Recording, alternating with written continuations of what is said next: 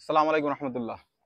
নারীবাদী কি আসলেই নারীবাদী? দেখেন তো, আমরা যে দেখি যে নারীবাদীরা বিভিন্ন ধরনের বলে যে নারীদেরকে হ্যান অধিকার দিতে হইবে, ত্যান অধিকার দিতে হইবে, সম অধিকার দিতে হইবে, তারপর নারীদের যৌন অধিকার দিতে হইবে। মানে যারা আহ, যৌনতা করিয়ে বেড়ায়, মানে বিভিন্ন ধরনের যে করে না, টাকা দিয়ে সেক্স করে, এই বিষয়ে তাদেরকে কাজের অধিকার দিতে হবে, মানে তাদের শ্রমিক হিসেবে করতে হবে। তারপর যত কিছু আছে, তারা বলে কি, তারা তাদের আসলে মূলত তারা কিন্তু নারীবাদী না। এই নারীবাদীদের কি দেখবেন, কিন্তু তারা কিন্তু কোনো লোক বা নারীরা যদি কোনো সময় নির্যাতিত হয়, সেক্ষেত্রে কিন্তু কোনো সময় তারা আওয়াজ তোলে না। ধরেন ধর্ষণের ক্ষেত্রে দেখা যায় কি, যদি কোনো একজন নারীবাদী লোক, মানে শাহবাগী একজনের ধর্ষণ করছে কেউ বা করছে, তাহলে তার ক্ষেত্রে ওরা গর্জে ওঠে। কিন্তু তাছাড়া যদি দেখেন একজন লোক, একটা নারী করে, পর্দা করে বা একটু শালীন ভাবে চলে, তাকে তার উপরে যদি কোনো আক্রমণ করে বা ধর্ষণ করে বা কোনো করে, তারা কি কোনো সময় মুখ খুলছে?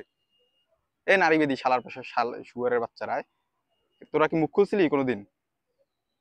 তোরা তো কোনো সময় মহিলাদের করো না, তোরা তো ইসলামের করো, ইসলামের বিরোধিতা করো সবসময়, ইসলামের সাথে করতে চাও সবসময়। তোরা একটা ইসলামের সাথে একটা কনফ্লিক্ট তৈরি করো। ইসলামে যেটা কইছে সেইটাই আর কি বিরোধিতা করতে হইবে, আর হইছে যে নারীকে করতে হইবে। মানে চুলকানি, মূল চুলকানি সেটা ইসলাম বিদ্বেষী। আর আসলে কিন্তু নারীবাদী না। নারীবাদী হলে সকল নারীদের জন্যই কথা বলতো। নারীবাদী যদি হইতো তাহলে তো সকল নারীদের জন্যই কথা বলতো।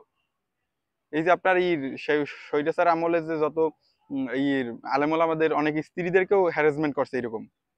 ওই যে আলেপ না আপেল নাম, ইর আলেপ সম্ভবত, র্যাবের, ও তো যে একটা ধার্মিক প্র্যাকটিসিং মুসলিমের যে ওয়াইফকে যে নির্যাতনে মেরে ফেলছে, সে সময় নারীবাদীরা কোথায় ছিল? এই নারীবাদীরা, নারীবাদী ওরা কি আসলে নারীবাদী? ওরা হচ্ছে যে এটা নষ্ট, নিকৃষ্ট, সমাজের সবচেয়ে নিকৃষ্ট এই জাতি রয়েছে এই নারীবাদীরা।